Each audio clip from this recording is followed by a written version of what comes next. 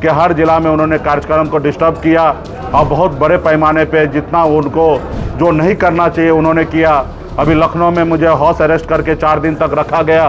तो ये हमें लग रहा है कि उत्तर प्रदेश में ये लोकतंत्र नहीं, यहाँ राजतंत्र है। नमस्कार, लाइव सिटी देख रहे हैं आप। विकासशील इंसान पार्टी के सुप्रीमो और बिहार सरकार में पूर्व मंत्री रहे मुकेश सहनी उत्तर प्रदेश के सिद्धार्थनगर पहुंचे।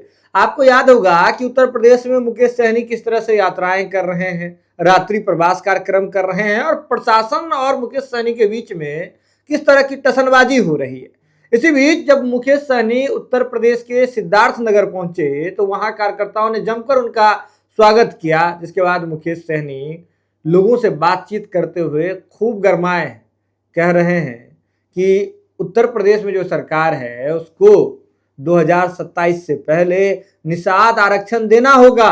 इसके साथ ही उत्तर प्रदेश सरकार में जो मंत्री हैं डॉक्टर संजय निषाद, उस पर भी उन्होंने खूब हमला किया है। सीधे तौर पे कह दिया है कि 101 दिवसीय यात्रा पर निकल रहे हैं और इस दौरान निषाद समाज के लोगों के हाथ में गंगा जल देकर के शपथ दिलाया जाएगा, आरक्षण नहीं तो गठबंधन नहीं, गठबंधन नहीं तो वोट नहीं। देखिए मुकेश सहनी क्या कुछ कह रहे हैं और किस अंदाज में कह रहे हैं, क्या मुद्दे हैं आपके। नहीं, देखिए आज मैं जिला में सिद्धार्थनगर आया हूँ रात्रि प्रवास पे और उस पार्टी के नेतागण, सामाजिक कार्यकर्तागण लोगों से मुलाकात करने के लिए आया हूँ। मैं आने वाला समय में उत्तर प्रदेश में 101 दिन का संकल्प यात्रा लेके आने वाला हूँ, जिसमें समाज के हर वर्ग के लोगों को भागीदारी चाहिए।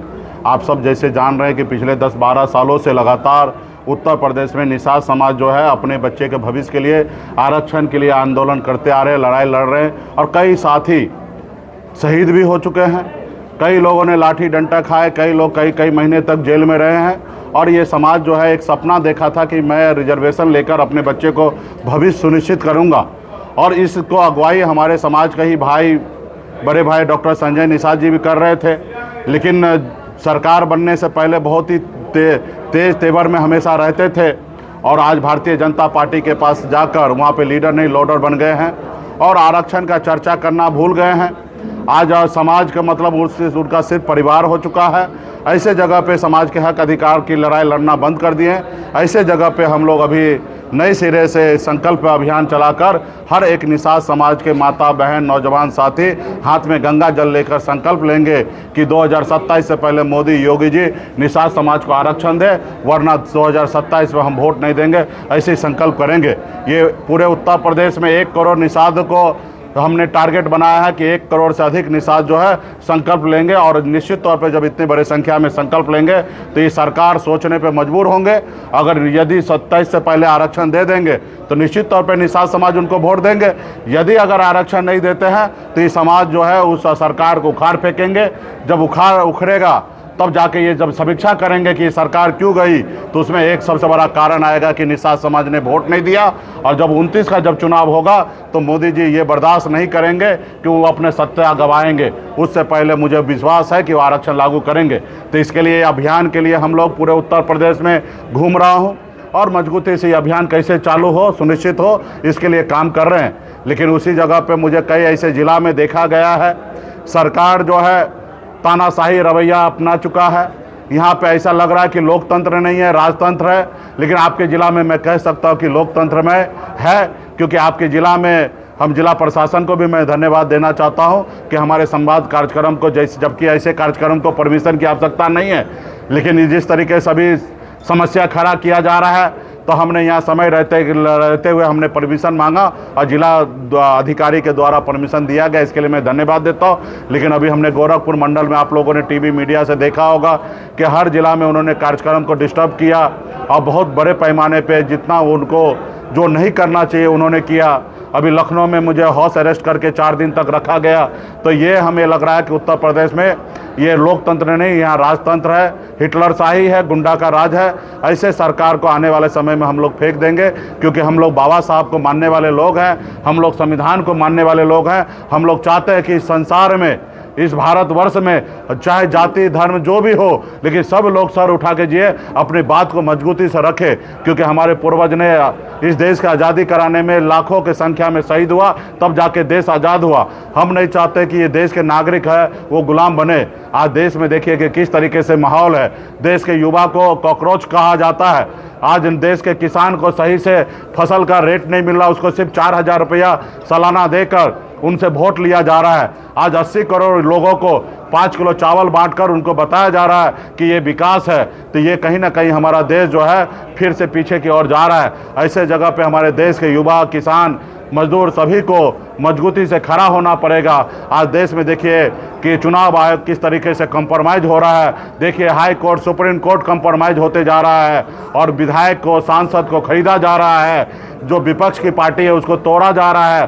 तो ऐसे जगह पे कह सकते हैं कि देश में लोकतंत्र ढांचा जो है वो कहीं ना कहीं गिरने पे कगार पे है। बहुत सारा नेशनल चैनल में आप देखिएगा, मीडिया जगत में देखिएगा तो कहीं ना कहीं कंप्रोमाइज़ है। जो सही खबर है वो नहीं पहुंच रहा है। आज देश में जो है खास करके हम लोगों को विश्वास है कि जो कुछ हमारे पोर्टल के साथी हैं, कुछ मीडिया के साथी हैं, आज वो लोग सही खबर दिखा पा रहे हैं। लेकिन बहुत ऐसे चीज़ें हैं जो जनता को नहीं पता जा रहा है। तो ये हमको लगता है कि देश की जनता के साथ अन्याय है और ऐसे जो लोग कर रहे हैं उनको हम लोग आने वाले समय में उखाड़ फेंके। इस मुहिम के साथ है। हम इंडिया ब्लॉक में हैं। हम आदरणीय राहुल गांधी जी को आने वाले समय में देश का प्रधानमंत्री बनाएंगे। इस मिशन के साथ हम लोग देश में घूम रहे। हम चाहेंगे कि उनके आने वाले समय में सरकार बने। उनकी इरादा जो है वो देश में जाति आधारित गणना करने का है और जिनको जितनी संख्या है उनको रिजर्वेशन देने का जो एजेंडा है उस एजेंडा के साथ हैं। और मुझे पूरा विश्वास है जब देश के प्रधानमंत्री बनेंगे, गरीब, पिछड़ा, दलित, सभी जाति, सभी धर्म के लिए वो बेहतर से बेहतर पॉलिसी बनाएंगे।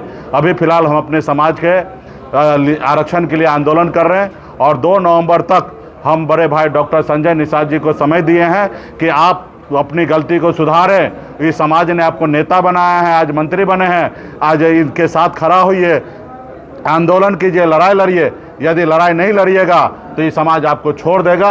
और 2 नवंबर तक आप आरक्षण दिलाइए, या ना तो उस गठबंधन को छोड़कर कुर्सी को लात मारकर यहाँ आइए और यहाँ पे आइए तो उत्तर प्रदेश का लीडर बनकर समाज का सेवा कीजिए। ये समाज ने आपको मंत्री बनाया, भविष्य में आपको उस उत्तर प्रदेश का मुख्यमंत्री भी बना सकता है, लेकिन आप मजबूती से समाज के साथ खड़ा होइए।